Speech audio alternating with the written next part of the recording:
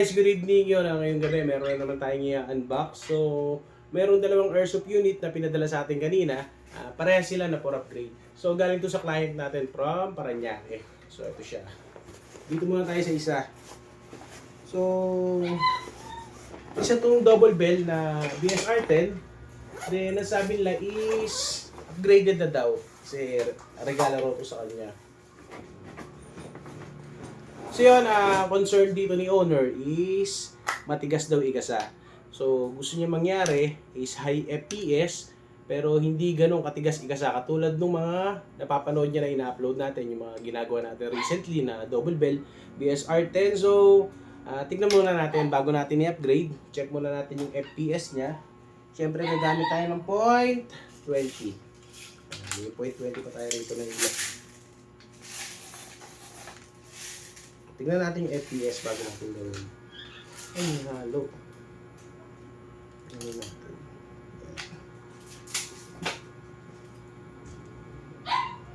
Oh, naka BLS 0.5 na siya. Tanggalin natin. Ayan.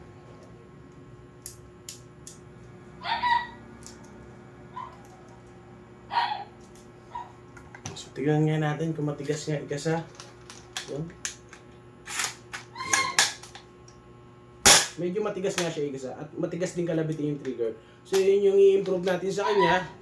At the same time, mag-upgrade din tayo ng spring para mapataas natin yung FPS na hindi ganun katigas igasa.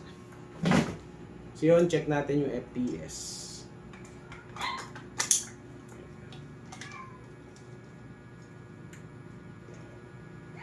Firing. Tigas. Matigas din talaga yung trigger niya. So ayusin natin to. Tingnan natin kung ano yung magagawa natin para mapaganda natin siya. So ito siya before. Pakita ko sa inyo. Yung matigas igasa. Medyo sumasabit pabalik. Then FPS using 0.20 BBs. Matigas igasa. Matigas din ang trigger niya. Matigas kalabitin.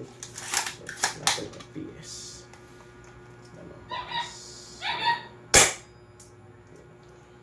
529 FPS. Hindi ko alam kung ano yung na-upgrade dito pero dito sa sample natin, check natin. Isa pa. 539 FPS. So yun, disassemble na natin. Check naman natin kung ano yung na-upgrade sa internal parts niya kasi ang sabi ng owner is upgraded na daw to. So tingnan natin. Tabi muna natin yung bala.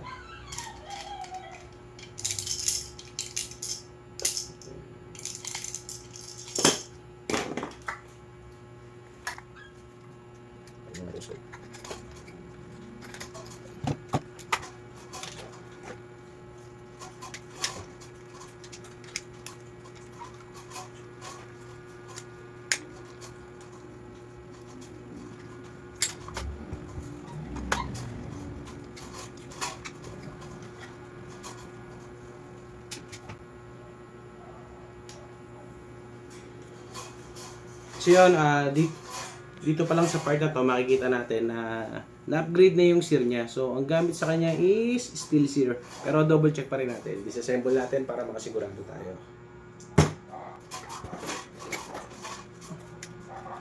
Ay naku grabe.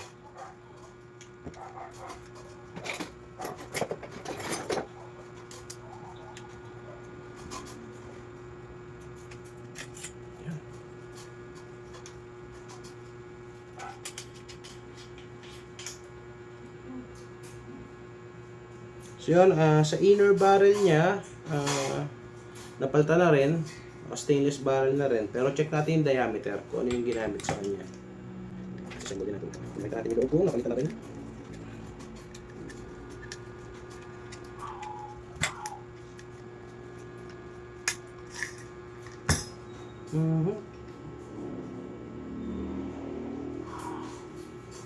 Napalitan na rin yung piston body niya. So ito na yung gamit sa kanya. Spring. Tigas siya spring. Spring guide. Stop. Next.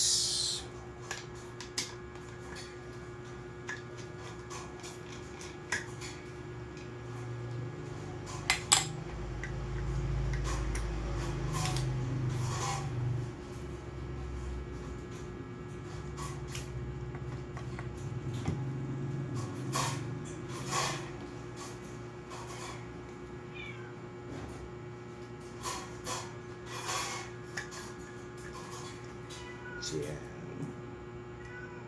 Yun. Naka-infinity sear na pala siya. So, meron tayong babaguhin dito.